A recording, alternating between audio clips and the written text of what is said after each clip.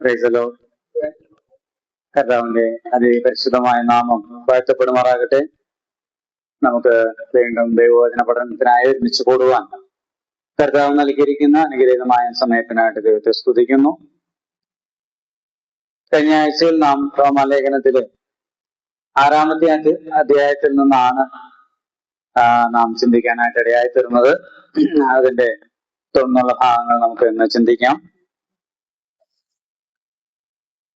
4-ാമത്തെ പ്രധാന ഹെഡിങ്ങിലാണ് നമ്മളിപ്പോൾ നിൽക്കുന്നത്. പ്രധാന ശീർഷകം എന്താണ്? നീതിയുടെ സംരക്ഷണം. ഒരു ന്യായമായ ഒരു ചോദ്യത്തിനുള്ള ഉത്തരമാണ് ഈ പോർഷൻ.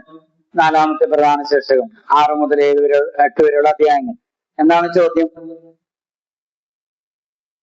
ആദ്യം പറഞ്ഞ, അതിന് തൊട്ടു മുമ്പ് പറഞ്ഞ വിഷയം, പ്രമേയം ആസ്പദമാക്കിയാണ് ചോദ്യം വന്നത്. അതിന് തൊട്ടു മുമ്പ് പറഞ്ഞ പ്രമേയം എന്തായിരുന്നു? നീതീകരണത്തിനായുള്ള ദൈവിക കരുതൽ. എന്താണ് ദൈവിക കരുതൽ? കൃപ, കൃപയാലുള്ള രക്ഷ. ദൈവം കൃപ കരുതി മനുഷ്യൻ എന്ത് ചെയ്യണം? വിശ്വസിക്കണം, അതിൽ ആശ്രയിക്കണം. അപ്പോൾ പ്രവൃത്തി കൂടാതെ, അവിടെയാണ് വിയോജിപ്പ് വരുന്നത്, അവിടെയാണ് ചോദ്യം വരുന്നത്, ആളുകൾക്ക് വിയോജിപ്പ് വരുന്നത്.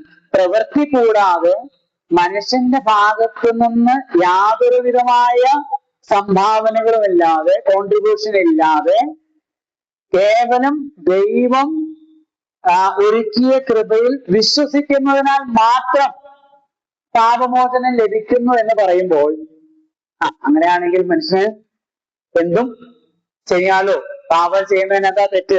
അതാണ് ഒടുവിലത്തെ ദോഷം വരുന്നത്. 5-ാം അധ്യായത്തിന് ഒടുവിൽ പറഞ്ഞെന്താ? പാപം പെരുകിയെടുത്ത് കൃപ അത്യന്തം വർദ്ധിച്ചു. അപ്പൊ 6-ാം അധ്യായം ചോദ്യം വന്നു. ചോദ്യം പൗലോസിന്റെ അല്ല, പിന്നെ ന്യായപ്രമാണവാദികളുടെയാണ്. അല്ലെങ്കിൽ പ്രവൃത്തിയും കൂടെ വേണ്ടേ? വിശ്വസിച്ചിട്ട് തോന്നിയ ജീവിച്ചാൽ മതിയോ, ജീവിക്കാമോ എന്ന ചോദ്യത്തിനുള്ള, അല്ലെങ്കിൽ ന്യായപ്രമാണത്തിന്റെ കർമ്മങ്ങൾക്കൂടെ ചെയ്ത് സ്വയമായി ആചാരാനുഷ്ഠാനങ്ങളും സൽപ്രവൃത്തികളും ചെയ്ത് പൂർണ്ണതയിലേക്ക്, തികവിലേക്ക്, പെർഫെക്ഷനിലേക്ക് വളരണ്ടേ എന്ന ചോദ്യം. ആ ചോദ്യമാണ് ആരുടെ ഒന്ന്? എന്താണ് ആദ്യം ആ ചോദ്യം? എന്താണ്? എന്ത് പറയേണ്ടു? കൃപ പെരുകേണ്ടതിന് പാപം ചെയ്യുക എന്നോ?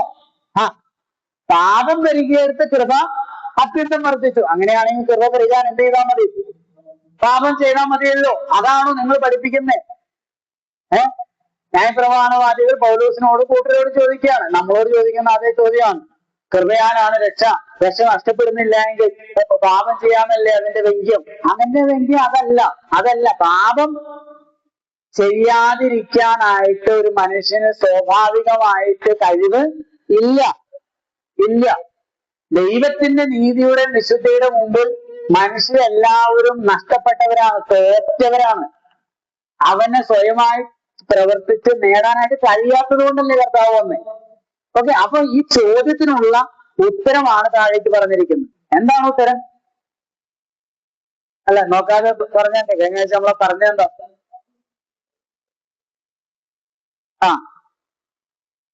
പാപസംബന്ധമായി മരിച്ചു എന്ന് പറഞ്ഞാൽ പാപകരമായ ശരീരം അവനോടുകൂടെ ഈ സ്നാനത്തിന്റെ കാര്യം പറഞ്ഞത് എന്തുമായി ബന്ധപ്പെട്ട പറഞ്ഞേ? രക്ഷിക്കപ്പെട്ടപ്പോൾ നമ്മൾ എന്ത് സംഭവിച്ചു? നമ്മൾ പറഞ്ഞത് ഞാൻ പാപിയാണ്. 3 കാര്യങ്ങളും ഞാൻ ഒടുവിൽ കഴിഞ്ഞ ആഴ്ച പറഞ്ഞിരുന്നു. ഈ മാനസാന്തരം അല്ലെങ്കിൽ രക്ഷയോട് ബന്ധപ്പെട്ട് ഒരു മനുഷ്യനുണ്ടാകുന്ന 3 അനുഭവങ്ങളാണ്. 1 തിരിച്ചറിവ്, അറിയുക. 2 അംഗീകരിക്കുക. 3 ആശ്രയിക്കുക. അപ്പൊ നമ്മൾ അറിഞ്ഞു, അയ്യോ ഞാൻ ഭാവിയാണല്ലോ, ഞാൻ മരിച്ച നരകത്തിനാണല്ലോ പോകുന്നത് എന്ന് നമ്മൾ അറിഞ്ഞു, മനസ്സിലാക്കി. ഈ അറിയുക എന്നുള്ള വാക്ക് 3 പ്രാവശ്യം ഈ പോർഷനിലുണ്ട് കേട്ടോ. 3 പ്രാവശ്യമുണ്ട്.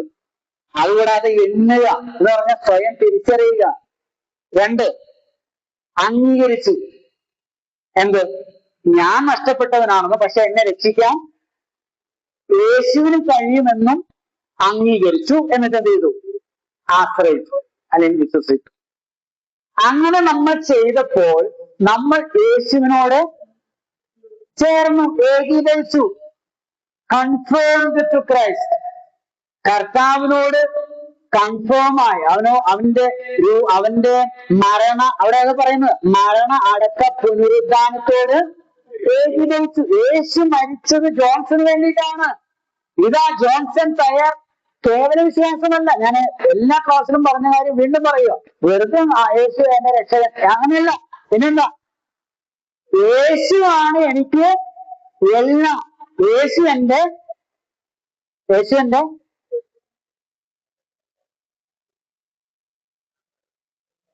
കർത്താവ്. യേശു എന്റെ രക്ഷകൻ എന്നല്ല. യേശു എന്ന വാക്കിന്റെ അർത്ഥം എന്താണ്? യേശു എന്ന പേരിന്റെ അർത്ഥം രക്ഷകൻ. യേശുവിനെ രക്ഷകനായിട്ട് സ്വീകരിക്കണ്ട, അത് നമ്മളുണ്ടാക്കിയതാ. യേശുവിനെ രക്ഷകനും കർത്താവുമായിട്ട് ഞാൻ സ്വീകരിച്ചു എന്നുള്ളത് അല്ല.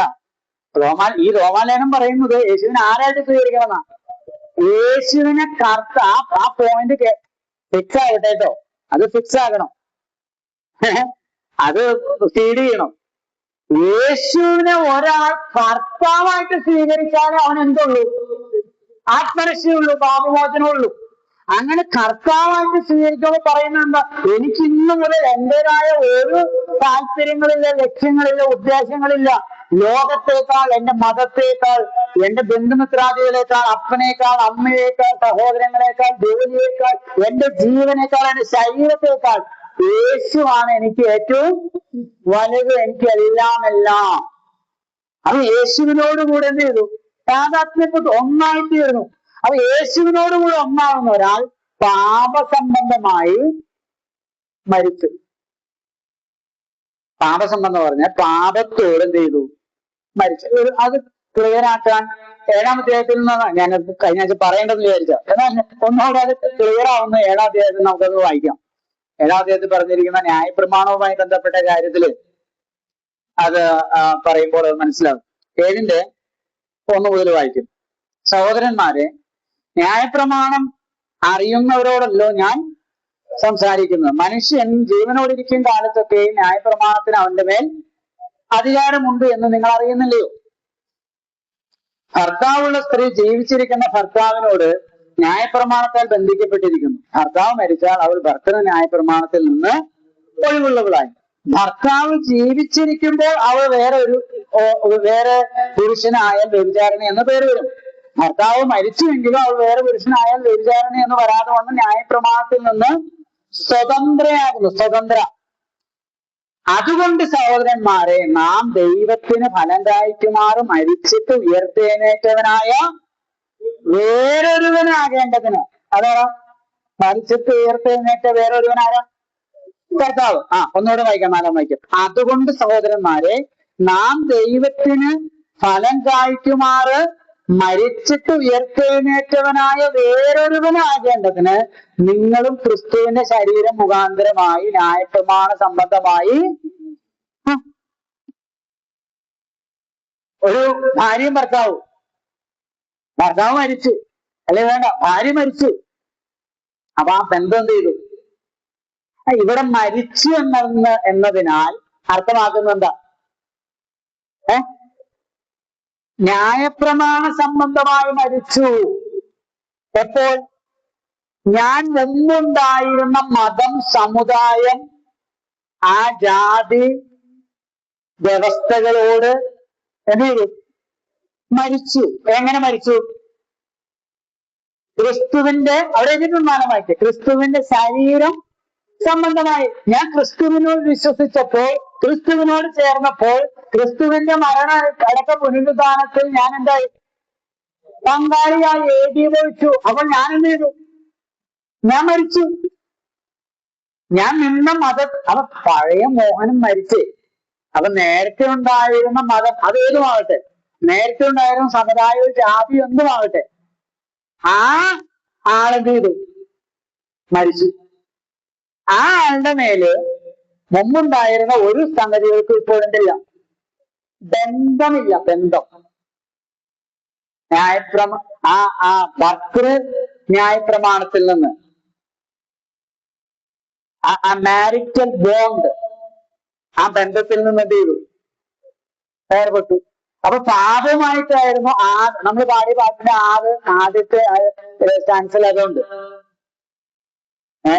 സാത്താനാലുള്ള വീഴ്ചയും ആദമിന്റെ താഴ്ചയും. അത് ഇവിടെ പറയുന്നുണ്ട് 6:6.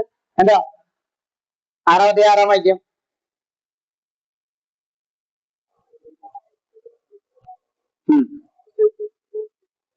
ആ നമ്മുടെ പഴയ മനുഷ്യൻ അവനോടുകൂടെ ചെയ്തു ക്രൂശിക്കപ്പെട്ടു. എപ്പോ? ഈ ക്രൂശീകരണം, ഈ മരണവും അടക്കവും പുനരുദ്ധാനം എപ്പോഴാ സംഭവിച്ചത്? ആണോ? സ്നാനപ്പെട്ടപ്പോഴാണോ മരിച്ചത്? വിശ്വസിച്ചപ്പോൾ നടന്നു. എന്നിട്ട് ആ നടന്ന കാര്യത്തെ സ്നാനത്തിലൂടെ ലോകത്തോട് പ്രഖ്യാപിച്ചു. എക്സംപ്ലിഫിക്കേഷൻ, അല്ലെങ്കിൽ അതിനെ പിക്ചറൈസ് ചെയ്യാണ്. ആ വിശ്വസിച്ചപ്പോൾ നമ്മിൽ നടന്ന ആ ആന്തരികമായ ആത്മീകമായ ആ പ്രവർത്തനത്തെ, ആ സംഗതിയെ നമ്മൾ എന്ത് ചെയ്തു? റെപ്രസെന്റ് ചെയ്ത് അതിനെ എന്താ പറയുക, ഇലസ്ട്രേറ്റ് ചെയ്ത് ലോകത്തോട് കാണിച്ചു. പഴയ ജോൺസൺ മരിച്ചു, പാപസംബന്ധമായി മരിച്ചു. അത് ശരിക്കും 5:12 ഏക മനുഷ്യനാൽ പാപവും പാപത്താൽ മരണവും ലോകത്തിൽ. ഇങ്ങനെ എല്ലാവരിലും പാപമുണ്ട്, എല്ലാവരും മരിച്ചവരാണ്. അപ്പൊ ആ പഴയ മനുഷ്യൻ എന്നെ സംബന്ധിച്ച് എന്ത് ചെയ്തു? പഴയ മനുഷ്യൻ ക്രിസ്തുവിനോടുകൂടെ ക്രൂശിക്കപ്പെട്ടു. അപ്പൊ നിങ്ങൾ ഇത് അറിയുന്നില്ലയോ? 6 വാക്യം. എന്ന് നിങ്ങൾ അറിയുന്നില്ലയോ? 9 വാക്യം. Don't you know that? എന്തറിയുന്നില്ല?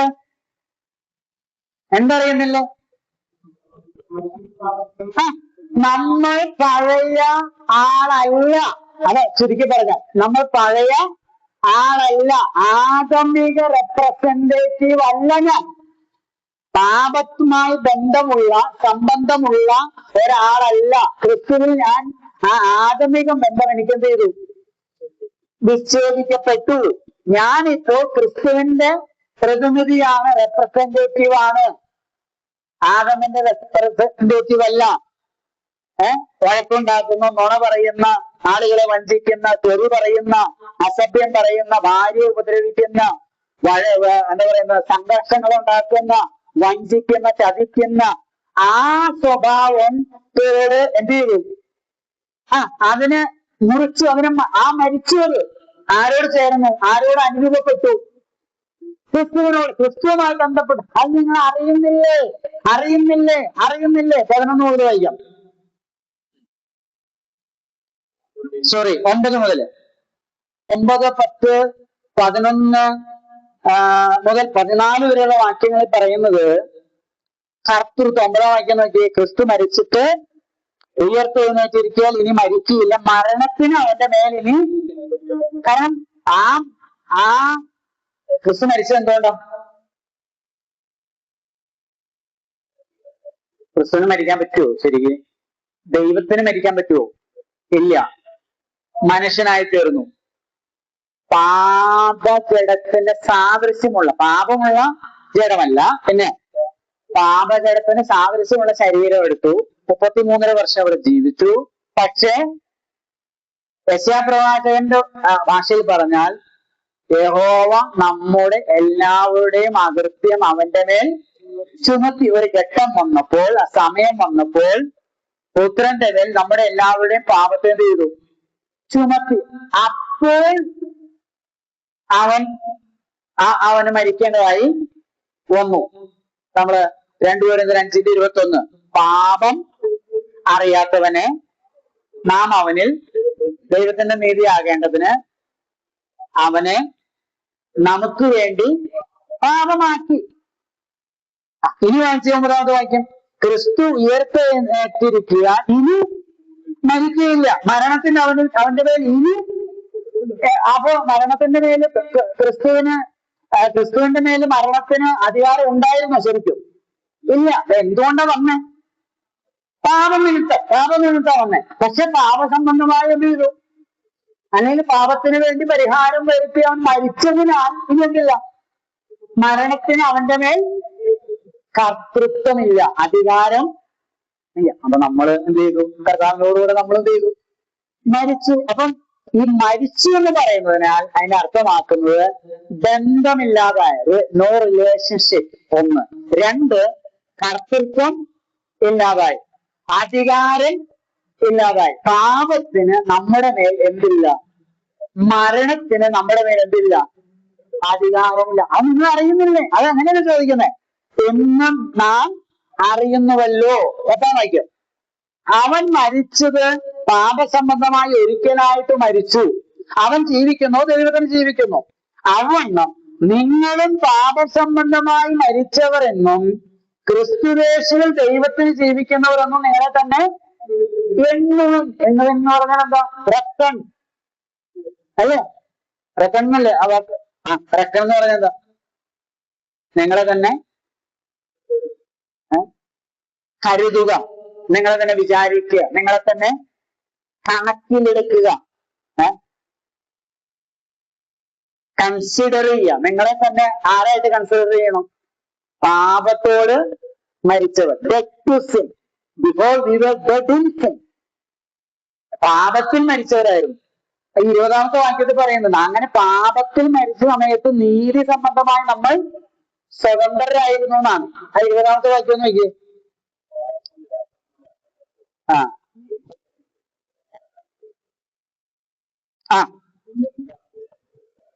അതെ, പാപത്തിന് ദാസന്മാരായിരുന്നപ്പോൾ നീതിയെ സംബന്ധിച്ച് എന്ന് പറഞ്ഞാൽ എന്താ? നീതിയുമായി നേരെ വിപരീത. നീതിയുമായിട്ട് നമുക്ക് ബന്ധമില്ല. പാപത്തിൽ മരിച്ചവരായിരുന്നു. നമ്മൾ ക്രിസ്തുവിൽ മരിച്ചപ്പോൾ പാപത്തുമായിട്ട് എന്തില്ല? നേരത്തെ പാപത്തിൽ മരിച്ചവരായിരുന്നു. ഇപ്പോൾ നമ്മൾ ക്രിസ്തുവിൽ മരിച്ചു. ക്രിസ്തുവിൽ മരിച്ചപ്പോ ക്രിസ്തുവുമായിട്ട് ബന്ധം വന്നു. ഓക്കെ, ക്രിസ്തുവിൽ മരിക്കുക എന്ന് പറഞ്ഞാൽ എന്റെ ബാക്കി എല്ലാ കാര്യങ്ങൾക്കും, എന്റെ ജീവിതത്തിന്റെ എല്ലാ കാര്യങ്ങളുടെ മേലും അധികാരം പുലർത്തുന്ന ആരാ?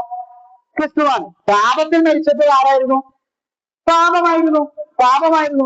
ഓക്കെ, ക്ലിയർ ആവുന്നുണ്ട്? പാപത്തിൽ മരിച്ചപ്പോൾ എന്നെ നിയന്ത്രിക്കുകയും വായിക്കുകയും ചെയ്യുന്ന ആരാ? പാപം. അപ്പൊ എനിക്ക് നീതി സംബന്ധമായി ഞാൻ സ്വതന്ത്രനായിരുന്നു. കാരണം നീതിയുമായിട്ട് എനിക്ക് ബന്ധമില്ലായിരുന്നു. ഇപ്പൊ ഞാൻ ക്രിസ്തുവിൽ മരിച്ചു. പാപസംബന്ധമായി പാപത്തോട് എന്ത് ചെയ്തു? മരിച്ചു. അപ്പോൾ എനിക്ക് നീതിയുമായിട്ട് എന്തുണ്ടായി? ബന്ധമുണ്ടായി. ആ കർത്തൃത്വം മാറി. ഈ പോർഷനിൽ ആവർത്തിച്ച് പറയുന്ന ഒരു കാര്യമാണ്.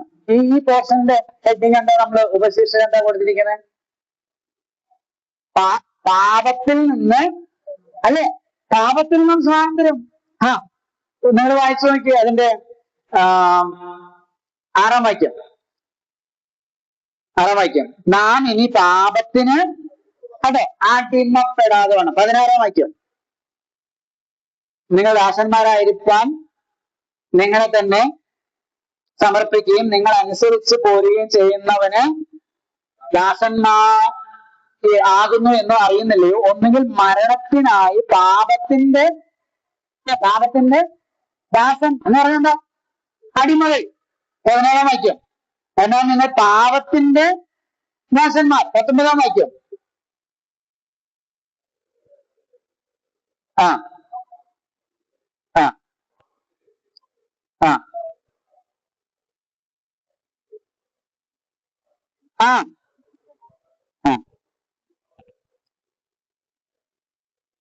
അടിമകൾ.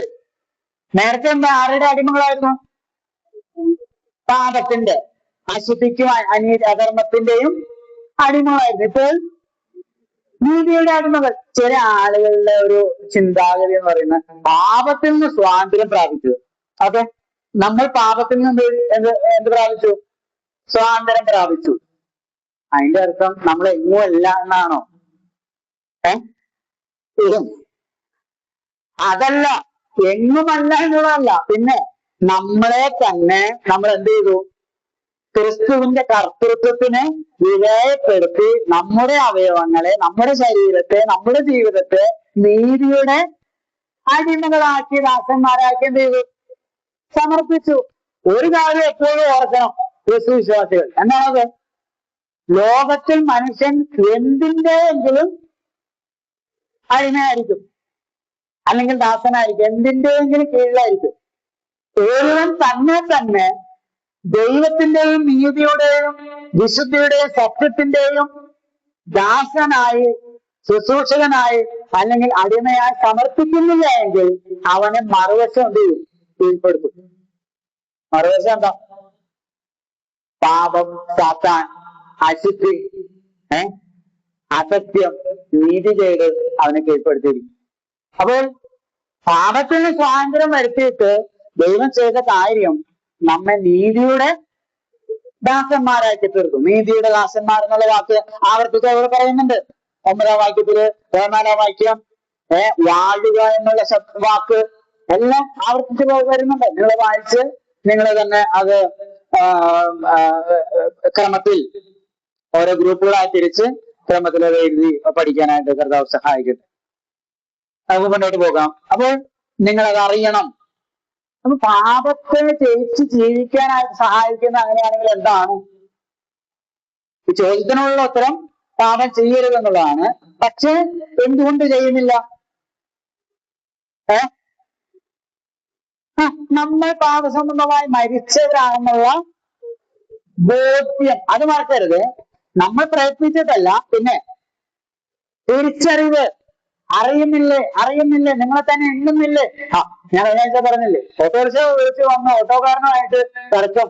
നമ്മൾ തർക്കിക്കുന്നില്ല. 50 രൂപ കൂടുതൽ പറഞ്ഞാലും 100 രൂപ പറഞ്ഞാലും തർക്കിക്കുന്നില്ല. ഒരാൾ വീട്ടിൽ പണിക്ക് വിളിച്ചു, ഒരു 500 രൂപ കൂടുതൽ ചോദിച്ചു, നമ്മൾ അവിടെ ബഹളം വെക്കുന്നില്ല. അടിപിടി. നിങ്ങൾ കേട്ടിട്ടില്ലേ ഹോട്ടലില് വറുത്ത മീന് എന്താ വലിപ്പം കുറവ്, ആ ഹോട്ടൽ അടിച്ച് തകർത്തു ഇല്ലേ? വാർത്തയിലൊക്കെ നമ്മൾ കാണുന്ന ഹോട്ടൽ അടിച്ചു തകർത്തു, മീന് വലിപ്പം കുറവ്. ചേട്ടാ ഇത് മീനോ നമ്മൾ വല്ലുണ്ടാകുമോ? നമ്മൾ വഴക്കുണ്ടാക്കുന്നില്ല. വഴക്കുണ്ടാക്കുന്നവരുണ്ട്. എന്താ കാരണം? എന്തായിരിക്കും കാരണം? നമ്മൾ പറഞ്ഞു. ഈ ബോധ്യം, തിരിച്ചറിവ്.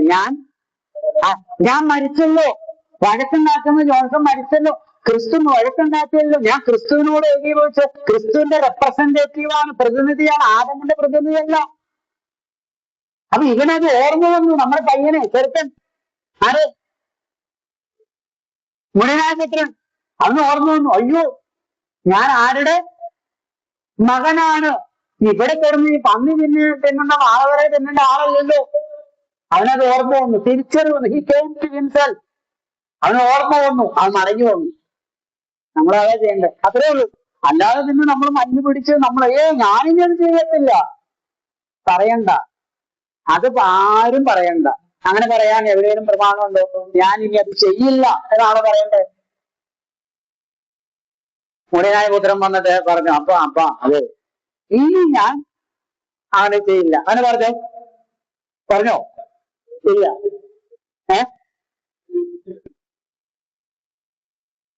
ഞാൻ നിന്നോടും സ്വർഗത്തോടും ചെയ്ത കാര്യം തെറ്റാണെന്ന് സമ്മതിച്ചാൽ മതി.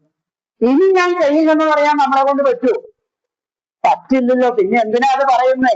കർത്താവെ ഇനി ഞാൻ ചെയ്യില്ല പറയണ്ട. കർത്താവെ ചെയ്തത് എന്തായി? തെറ്റിപ്പോയി. ഞാൻ നിന്റെ മകളാണ് സ്ഥാനത്തിന് ഞാൻ പറഞ്ഞത്, ഞാൻ കർത്താവെ നിന്നോടുകൂടെ മരിച്ചെന്ന് എന്റേതായ ഉദ്ദേശങ്ങളില്ലെന്നും നിന്റെ കർത്തൃത്വത്തിന് വിധേയപ്പെട്ട് ജീവിക്കുന്ന പുതു മനുഷ്യനാണെന്ന് ഞാൻ ലോകത്തോട് പറഞ്ഞു. പക്ഷെ ഇപ്പൊ ചെയ്ത പരിപാടി അതിനോട് യോജിക്കുന്ന, അതിനോട് നിരക്കുന്ന ഒരു കാര്യമല്ല, അതിനോട് നീതി പുലർത്തുന്ന ഒരു കാര്യമല്ല. കർത്താവ് തെറ്റിപ്പോയെന്ന് പറയുമ്പോൾ കർത്താവൻ വരും. കൃപ അതിനെ അതിജീവിക്കുക. അത്രേ ഉള്ളൂ. ക്രിസ്തുവിൽ ജീവിക്കുക. അപ്പൊ ഒന്ന് തിരിച്ചറിവുണ്ടാകുക, എണ്ണുക, സ്വയം എണ്ണുക, റെക്കൺ ചെയ്യുക, കൺസിഡർ ചെയ്യുക നമ്മൾ ആരാണെന്നുള്ളത്. മറ്റൊരു കാര്യം, നമ്മുടെ കർത്തൃത്വം മാറി എന്നുള്ളത് നമ്മൾ ഓർക്കുക. ഇതെല്ലാമാണ്. അതിനോടൊപ്പം അതിന്റെ 12 മുതൽ 3 വരെയുള്ള വാക്യങ്ങളിൽ നമ്മൾ കാണുന്നത്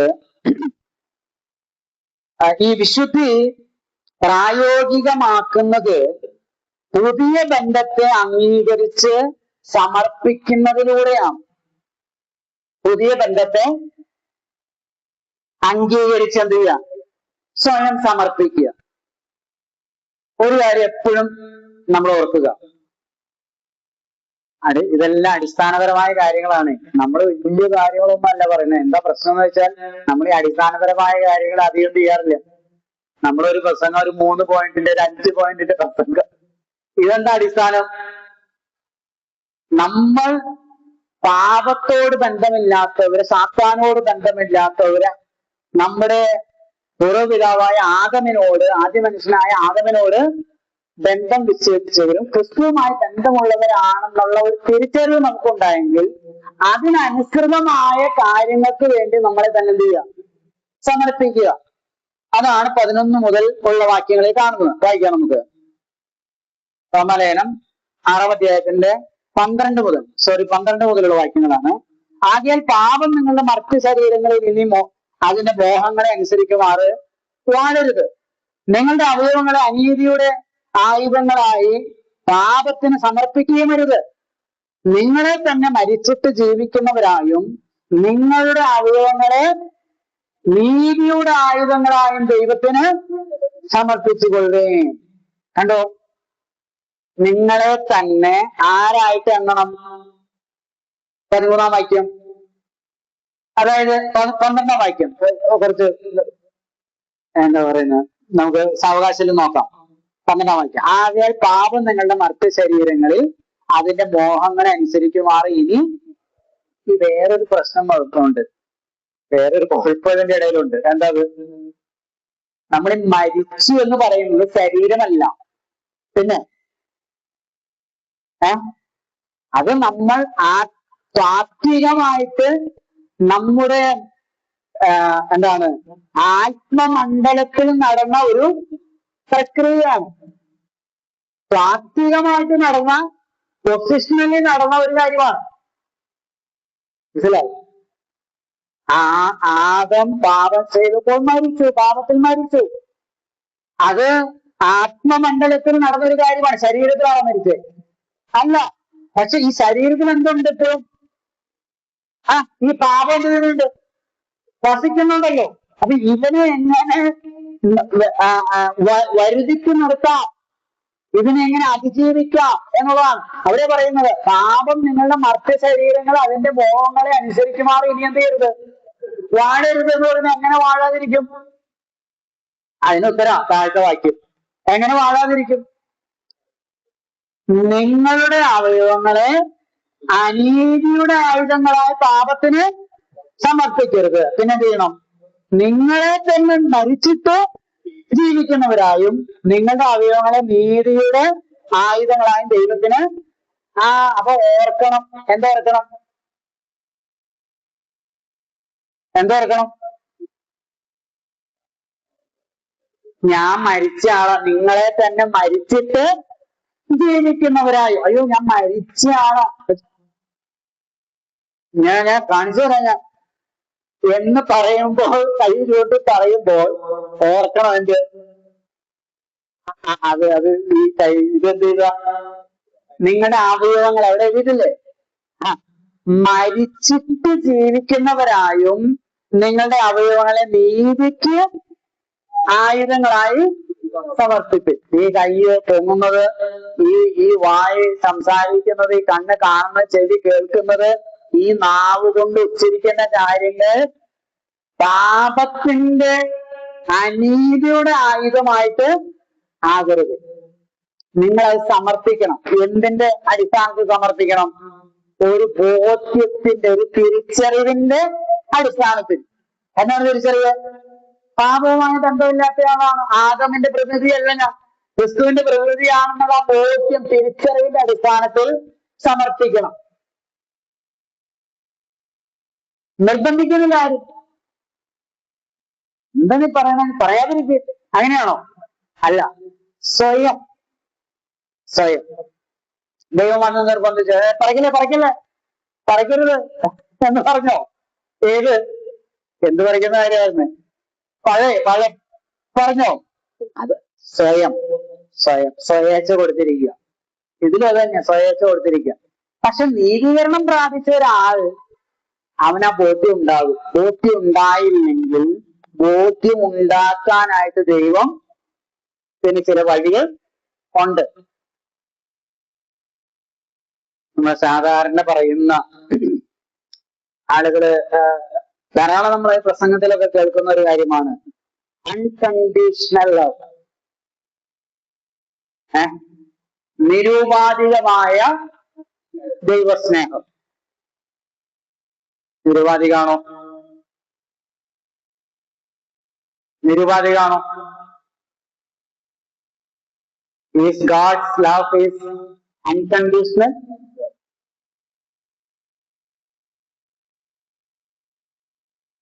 ഒരു കണ്ടീഷനും ഇല്ല.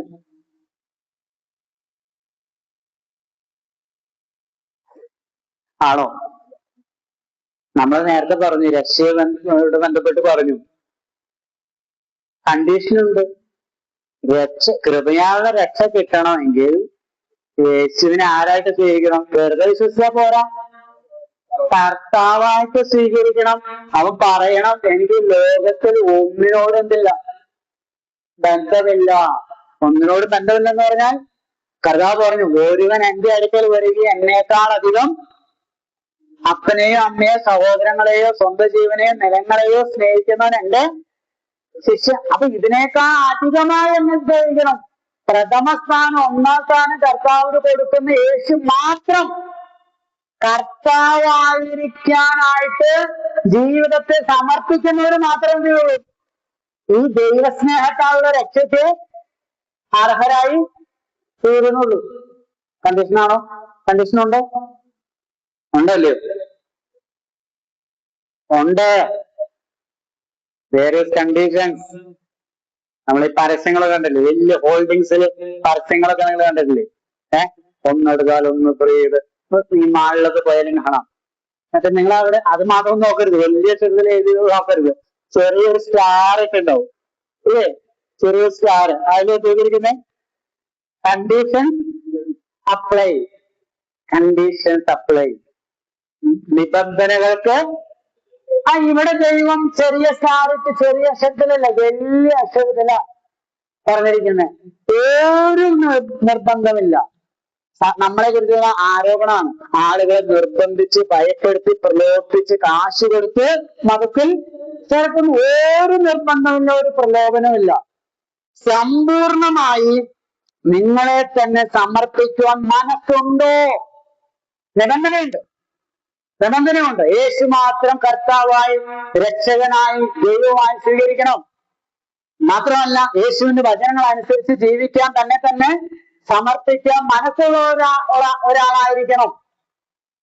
ഇനി അങ്ങനെ ജീവിച്ചു, അങ്ങനെ സ്വീകരിച്ചു, മനസ്സോടെ അങ്ങനെ സ്വീകരിച്ചു, യേശുവുമായി ബന്ധം സ്വീകരിച്ചു, പക്ഷെ അങ്ങനെ ജീവിക്കുന്നില്ല എന്ന് വിചാരിക്കാം.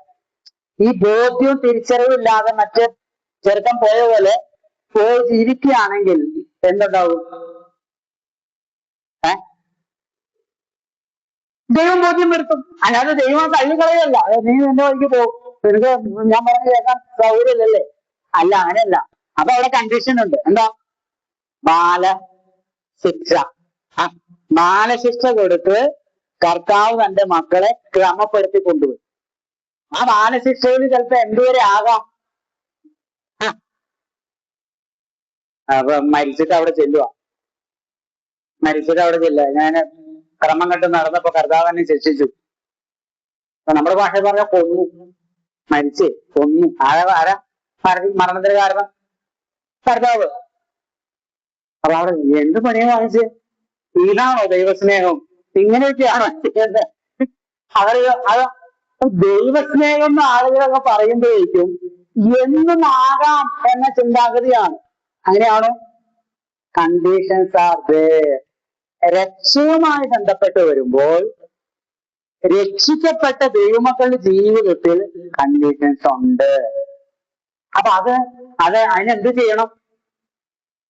ഈ വാക്യപ്രകാരം 12, 13, 14 വാക്യപ്രകാരം ഒന്നും ചെയ്യണ്ടെന്നാ പറയുന്നത്. അതാണ് രക്ഷയ്ക്ക് ഒന്നും ചെയ്യണ്ട, നീതീകരണത്തിനൊന്നും ചെയ്യണ്ട, വിശദീകരണത്തിനും ഒന്നും ചെയ്യണ്ട.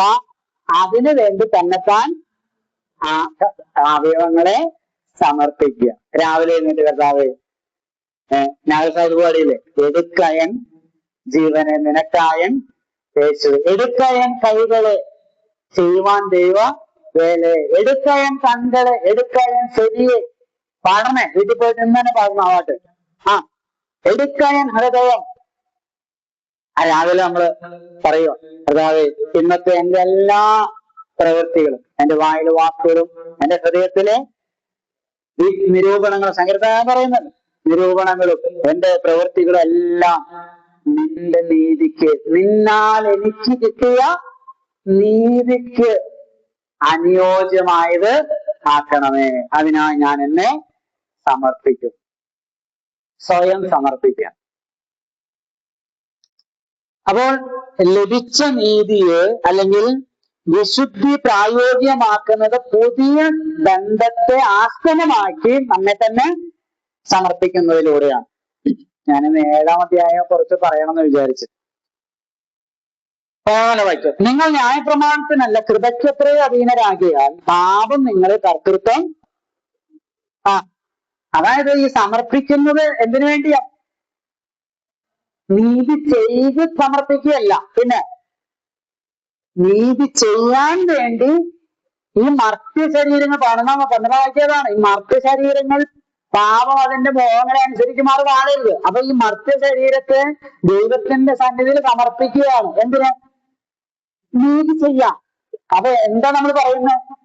എനിക്ക് സ്വയം അല്ലാതെ എത്ര പ്രാവശ്യം ഞാൻ ശ്രമിച്ചതാണ് ഈ മൊബൈൽ തോണ്ടുന്നത്, കുറച്ചു നേരം കുറച്ച് ആ റോമാലേഖനത്തിലെ ആ തോരം പഠിപ്പിക്കുന്ന കാര്യങ്ങളൊക്കെ ഒരു അധ്യായം ഒരു 2 പ്രാവശ്യം വായിക്കണം. ഒരാഴ്ചയിൽ ഒരു 2-3 പ്രാവശ്യം വായിച്ചിട്ട് ചെന്നാൽ കുറച്ചെങ്കിലും കാര്യങ്ങൾ ഓർമ്മയിൽ ഇരിക്കൂലോ, മനസ്സിലാവൂലോ. അത് ഇത് കുറച്ച് തോണ്ടുന്ന ഇച്ചിരി കുറച്ചാൽ ഇത് വായിക്കാൻ സമയം കിട്ടും. മാത്രമല്ല ആ സഹോദരൻ പറയുന്ന കാര്യങ്ങള് സഭയുടെ ഗ്രൂപ്പിൽ കിടക്കുന്ന വോയിസ് ഒക്കെ എന്ത് ചെയ്യാം, 1-2 പ്രാവശ്യം കേട്ട് ആ കുറിപ്പുകളൊക്കെ ഒന്ന് എഴുതി പഠിച്ചാല് എനിക്കും നന്നാവും, ഭാവിയിൽ എന്റെ മക്കളെ എന്ത് ചെയ്യാം പഠിപ്പിക്കാം. അല്ല ആർക്കെങ്കിലും അത് ഗുണപ്പെടും, എനിക്കെങ്കിലും ഗുണപ്പെടുമല്ലോ എന്ന ബോധമുണ്ടെങ്കിലും ഈ പാപം മർത്യ ശരീരത്തിൽ എന്ത് ചെയ്യാം വാഴുന്നത് കൊണ്ട് അതിന് സാധിക്കുന്നില്ല. അപ്പൊ നമ്മൾ പരിശ്രമിക്കുന്നുണ്ട്, പക്ഷെ നമുക്ക് സാധിക്കുന്നില്ല. അപ്പൊ ദൈവം പറയുന്നത്, മോനെ നീ പരിശ്രമിക്കണ്ട, നീ എന്ത് ചെയ്താൽ മതി, എന്റെ സന്നിധിയിൽ വന്നിട്ട് നിന്നെ തന്നെ സമർപ്പിക്കൂ, എന്നിട്ട് നിന്റെ കുഴപ്പങ്ങൾ പറയൂ. അപ്പൊ ഞാൻ നിനക്ക് എന്ത് തരാം? കൃപ തരാം. ഈ പ്രശ്നത്തെ അതിജീവിക്കാനായിട്ട് ഞാൻ എന്ത് തരാം? കൃപ തരാം. അതാണ് 14-ാം വാക്യം. നിങ്ങൾ ന്യായപ്രമാണത്തിനല്ല കൃപയ്ക്കത്രേ അധീനരാകിയാൽ പാപം നിങ്ങളിൽ. അതെ, എന്തിനു അധീനരായി ജീവിച്ചാൽ മതി? കൃപയ്ക്ക് അധീനരായി. എന്തിനല്ല? 14-ാം വാക്യമൊക്കെ ഭയങ്കര ഗഹനമായിട്ട് ആണ്, കുറെ നേരം പറയുന്ന കാര്യം മനസ്സിലാവാൻ. പക്ഷെ നമ്മൾ ഇത്രയും പഠിച്ചുകൊണ്ട് 2 വാക്കിൽ പറയാം. ഒന്ന് നോക്കി നിങ്ങളോട് നോക്കി. നിങ്ങൾ ന്യായപ്രമാണത്തിനല്ല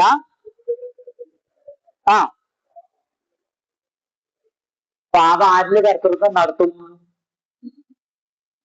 ആ വാക്യത്തിന് തന്നെ നോക്കിയാൽ കൃപയില്ലാത്തവര്. ഒന്ന് അത് കറക്റ്റാ, കൃപയില്ലാത്തവര്. പിന്നെ ഒന്നുകൂടി ഉണ്ട്,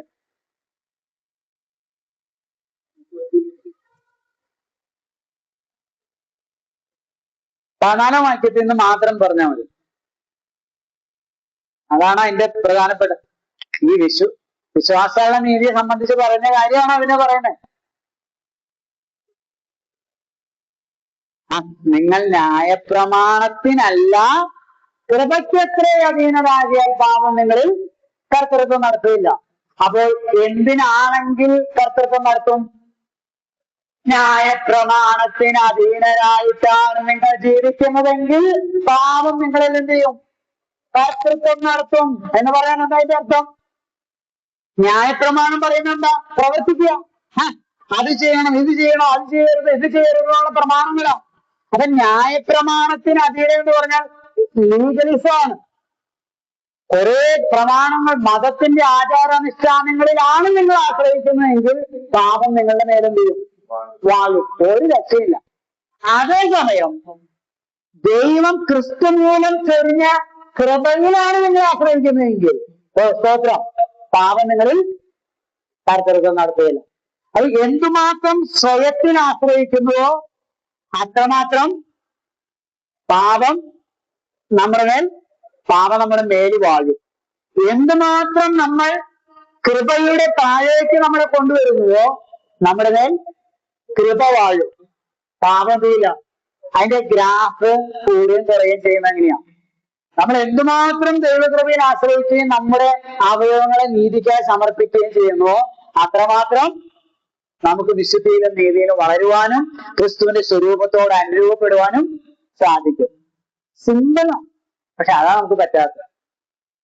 എന്ത് പറ്റുന്നില്ല? അതിന് ഈ ബോധ്യമാണ് ഏറ്റവും ആവശ്യം. എന്ത്? ഞാൻ ആരാണെന്നുള്ള സ്വയം എണ്ണുക, കൺസിഡർ ചെയ്യുക, റെക്കൺ ചെയ്യുക, എണ്ണി നമ്മെ തന്നെ അനുദിനം സമർപ്പിക്കുക. മുന്നോട്ട് പോകാം. അപ്പൊ ചോദ്യം വന്നു. എന്നാൽ എന്ത്? ന്യായപ്രമാണത്തിനല്ല കൃപയ്ക്കെത്ര അധീനരാകിയാൽ നാം പാപം ചെയ്യുകയെന്നോ? അതായത് ഇവിടെ 14 വാക്യത്തിന് ഒരു വ്യംഗ്യമുണ്ട്. എന്താ വ്യംഗ്യം? ന്യായപ്രമാണത്തിന്റെ ആവശ്യം ഇല്ല, എന്ത് മതി?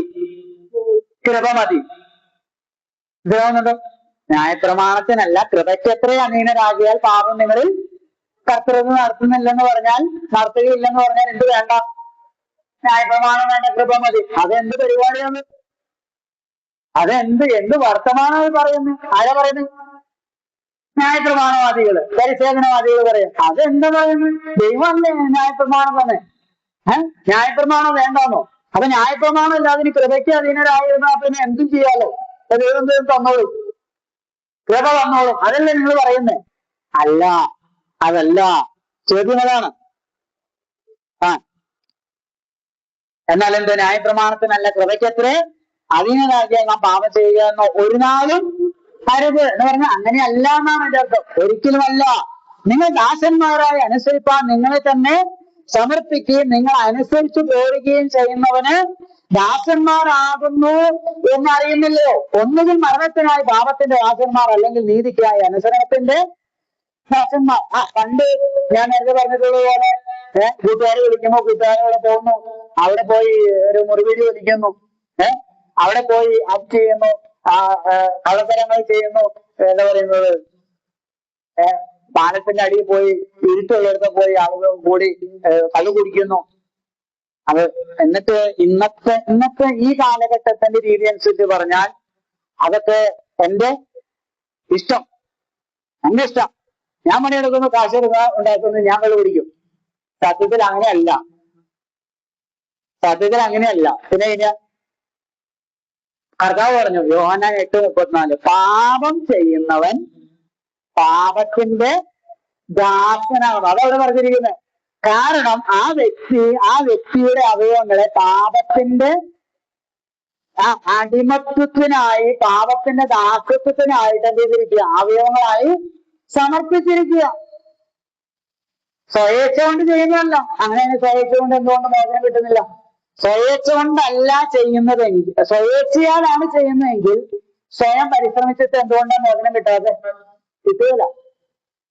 പാപത്തിന്റെ ദാസന്മാർ. അത് എന്തുണ്ടായി? നമ്മൾ അങ്ങനെ ആയിരുന്നു. പക്ഷെ ഇപ്പൊ എന്തുണ്ടായി? 17 വാക്യം. എന്നാൽ നിങ്ങൾ പാപത്തിന്റെ ദാസന്മാരായിരുന്നുവെങ്കിലും നിങ്ങളെ പഠിപ്പിച്ച ഉപദേശരൂപത്തെ ഹൃദയപൂർവം അനുസരിച്ച് പാപത്തിൽ നിന്ന് സ്വാതന്ത്ര്യം ലഭിച്ച് നീതിക്ക് ദാസന്മാരായി തീർന്നത് കൊണ്ട് ദൈവത്തിന് സ്തോത്രം. നമ്മളെങ്ങനെയാ സ്വാതന്ത്ര്യം പ്രാപിച്ചു? നമ്മളെ പഠിപ്പിച്ച ഉപദേശരൂപത്തെ ഹൃദയപൂർവം ചെയ്തു കൈകൊണ്ട്. യേശുവാണ് രക്ഷകൻ, യേശുവാണ് കർത്താവ്, യേശുവിന്റെ കൃപയാണ് നമ്മെ രക്ഷിക്കുന്നത് പാപത്തിൽ നിന്ന്, പാപത്തിന്റെ ശിക്ഷ മരണത്തിൽ നിന്ന് രക്ഷിക്കുന്നു എന്ന് പറഞ്ഞപ്പോൾ നമ്മളത് ഹൃദയപൂർവ്വം കൈക്കൊണ്ടതിനാൽ പാപത്തിൽ നമുക്ക് എന്ത് കിട്ടി? സ്വാതന്ത്ര്യം കിട്ടി. എന്ന് പറഞ്ഞാൽ ഇപ്പോൾ ആരല്ല? പാപത്തിന്റെ ദാസന്മാരല്ല, പാപവുമായിട്ട് ബന്ധമില്ല. 19, നിങ്ങളുടെ ജഡത്തിന്റെ ബലഹീനത നിമിത്തം ഞാൻ മനുഷ്യരെ പറയുന്നു, നിങ്ങളുടെ അവയവങ്ങളെ അധർമ്മത്തിനായി അശുദ്ധിക്കും അധർമ്മത്തിനും അടിമകളായി സമർപ്പിച്ചതുപോലെ ഇപ്പോൾ നിങ്ങളുടെ അവയവങ്ങളെ വിശുദ്ധീകരണത്തിനായി നീതിക്ക് അടിമകളാക്കി സമർപ്പിക്കുകയും. നേരത്തെ എങ്ങനെയാ പാപത്തിന്റെ ദാസന്മാരായിരുന്നപ്പോൾ അവയവങ്ങളെ എങ്ങനെയാണ് സമർപ്പിച്ചത്? ജയ് വിളിക്കാനും ഒളി പിടിക്കാനും മുഷ്ടി വീഴ്ത്താനും ആളുകളെ ഭീഷണിപ്പെടുത്താനും കോപിക്കാനും കൈ ചൂണ്ടാനും ഒക്കെ എങ്ങനെയായിരുന്നു ഉപയോഗിച്ചത്? എന്ന് മാത്രമല്ല, ശരീരത്തിന്റെ എല്ലാ അവയവങ്ങളും ഉപയോഗിച്ച് തിന്മയുടെ അവയവങ്ങളായ ആയുധങ്ങളായി ഉപയോഗിച്ച് എങ്ങനെയായിരുന്നോ അതുപോലെ നീതിയുടെ അവയവങ്ങളായി അതിനെന്ത് ചെയ്യണം? സമർപ്പിക്കുകയും. 20-ാം വാക്യം. പാപത്തിന് ദാസന്മാരായിരുന്നപ്പോൾ നീതിയെ സംബന്ധിച്ച് പറഞ്ഞാൽ നീതിയുമായിട്ട് ഒരു ബന്ധവും ഉണ്ടായിരുന്നില്ല. 21-ാം വാക്യം. നിങ്ങൾക്ക് അന്ന് എന്തൊരു ഫലം, അതിന്റെ ഫലം എന്താണ്? അതിന്റെ ഫ്രൂട്ട് എന്തായിരുന്നു? അതായത് പാപത്തിന്റെ ദാസന്മാരായിരുന്നപ്പോൾ ഉണ്ടായിരുന്ന ഫലം എന്തായിരുന്നു? ഇന്ന് നിങ്ങൾക്ക് ലജ്ജയായിരുന്നു ഫലം. നാണം പറഞ്ഞാൽ എന്തുണ്ടാവും? നാണം കെടും അല്ലെ? ഏത് പാപത്തിന്റെയും ആദ്യത്തെ പാപം എടുക്കാൻ പോരെ? ഇനി എന്തിനാ നമ്മൾ കൂടുതൽ വിശദീകരിക്കുന്നത്? ആദ്യത്തെ പാപം എടുത്ത് എന്താ? നാണം, ലജ്ജ. അതാണ് ഈ ലോകത്തിൽ കിട്ടുന്നത്. പിന്നെ ലജ്ജയായിരുന്നു അതിന്റെ ഫലം. അതിന്റെ അവസാനം മരണം. പാപത്തിന്റെ ആ ശമ്പളമായ മരണം, നിത്യമായ മരണം. 22. എന്നാൽ ഇപ്പോൾ പാപത്തിൽ നിന്ന് സ്വാതന്ത്ര്യം ലഭിച്ച് ദൈവത്തിന് ദാസന്മാരായിരിക്കാൻ നിങ്ങൾക്ക് ലഭിക്കുന്ന ഫലം വിശുദ്ധീകരണം. നീതീകരണം കൃപയാൽ ലഭിച്ചു, വിശ്വാസത്താൽ ലഭിച്ചു. അതുപോലെ തന്നെ മനഃപൂർവമായി സ്വമേധയായി ദൈവകൃപയിൽ ആശ്രയിച്ച് ദൈവകൃപയ്ക്കായി നമ്മുടെ അവയവങ്ങളെ നീതിയുടെ ഉപകരണങ്ങളായി, അടിമകളായി, ആയുധങ്ങളായി സമർപ്പിക്കുമ്പോൾ നമുക്ക് എന്ത് കിട്ടും? വിശുദ്ധീകരണം. കാരണം ദൈവം കൃപ നൽകി നമുക്ക് വിശുദ്ധിയിലേക്ക് വളരാൻ ദൈവം നമ്മെ സഹായിക്കും. വിശുദ്ധീകരണമാണ് അതിന്റെ ഫലം. അതിന്റെ അന്തം, അതിന്റെ അവസാനം നിത്യജീവൻ ലഭിക്കും. ദൈവത്തിന് സ്തോത്രം. നീതീകരിക്കപ്പെട്ടവരെ വിശുദ്ധീകരിച്ചിട്ടേ നിത്യജീവനിലേക്ക് എന്ത് ചെയ്യുള്ളൂ? കർത്താവ് കൊണ്ടുപോകുകയുള്ളൂ. ഇതിന്റെ പശ്ചാത്തലത്തിലാണ് നമുക്കറിയാവുന്ന 23-ാം വാക്യം പറയുന്നത്. പാപത്തിന്റെ ശമ്പളം മരണമത്രേ, ദൈവത്തിന്റെ കൃപാവരമോ നമ്മുടെ കർത്താവായ യേശുക്രിസ്തുവിൽ നിത്യജീവൻ. ദൈവത്തിന് സ്തോത്രം. കർത്താവ് നമ്മെ രക്ഷിച്ചു, കർത്താവ് നമ്മെ വീണ്ടെടുത്തു, നമ്മെ ദൈവത്തിന്റെ മക്കളാക്കി തീർത്തു. നമുക്ക് സ്വമേധയായിട്ട് വിടുതൽ ലഭിക്കാൻ കഴിയാതിരുന്ന ദാസ്യത്വത്തിൽ നിന്ന്, പാപത്തിന്റെയും മരണത്തിന്റെയും പൈശാചികന്റെയും ഇരുട്ടിന്റെയും ശാപത്തിന്റെയും സകലവിധമായ ദാസ്യത്വത്തിൽ നിന്നും ക്രിസ്തുവിന്റെ കൃപയാൽ നമ്മെ എന്ത് ചെയ്തു? വിടുവിച്ചു. നമ്മെ ആരാക്കി തീർത്തു? നീതിയുടെ ദാസന്മാരായി, കർത്താവിന്റെ ദാസന്മാരായി, ദൈവത്തിന്റെ ദാസന്മാരായി തീർത്തതിനാൽ ഇന്ന് നമ്മുടെ അവയവങ്ങൾ നീതിയുടെ ആയുധങ്ങളായി വർത്തിക്കേണ്ടത്. നമ്മുടെ മനസ്സ്, നമ്മുടെ കണ്ണ്, ചെവി, നമ്മുടെ ചിന്തകൾ. ഇന്ന് ഏറ്റവും അധികം പാപം ലോകത്തിലേക്ക് കടത്തിവിടാൻ പിശാച് ഉപയോഗിക്കുന്ന ഒരു കാര്യമാണെന്ത്? ചിന്ത, മനസ്സ്. ഈ ഹവ്വാമ്മച്ചിയെ വീട്ടിയത് അതില ഇങ്ങനെ ചാറ്റ് ചെയ്ത് പറഞ്ഞ് അതാണ് നല്ലത്. ആ വഴിക്ക് പോയാൽ മതി. അതായിരിക്കും ഏറ്റവും നല്ലത്. ലോകത്തെ ഹൈലൈറ്റ് ചെയ്ത് കാണിച്ച് ചതിച്ച് വീഴ്ത്തുക എന്നുള്ളതാണ്. ലോകത്തിന്റെ തത്വങ്ങൾ നമ്മുടെ മനസ്സിനെയും, ശരീരത്തിലെ എല്ലാ അവയവങ്ങളെ പോലെ മനസ്സിനെയും ക്രിസ്തുവിന് ആയുധമായി സമർപ്പിക്കുക. കർത്താവ് വചനങ്ങളെ നാം എല്ലാവരെയും സഹായിക്കട്ടെ, അനുഗ്രഹിക്കട്ടെ. കർത്താവിന്റെ വിലയേറിയ നാമം വാഴ്ത്തപ്പെടുന്നതാണ്.